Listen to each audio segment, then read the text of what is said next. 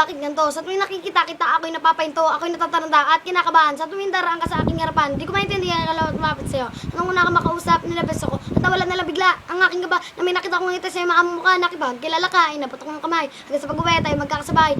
Tayo ay nagkukulitan na ba nagkwentuhan at kahit kailan, di ko ito malilimutan kahit ba tapa ako, kahit bata pa ako, alam kong minamahal kita. Minamahal kita, hindi ito isang laro.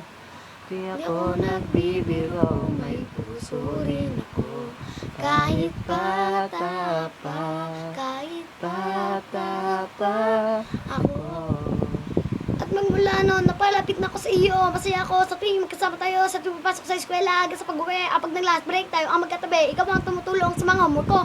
Pagkatapos, sabay sa'yo naglalaro ng PS2 at narag-narok sa PC. Nanonood ang gusto kong cartoon sa TV, na Slam Dunk or na Dragon Ball Z. Nandiyan ka pag napagalitan ni Daddy. Di umaalis sa Love Leave Me Alone. Sino di maalis sa mga text sa phone, di ba?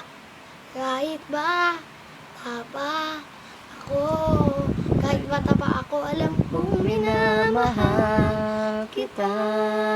Minamahal kita, hindi ito isang laro. Di ako nagbibiro, may puso rin ako, kahit bata pa, bata pa ako.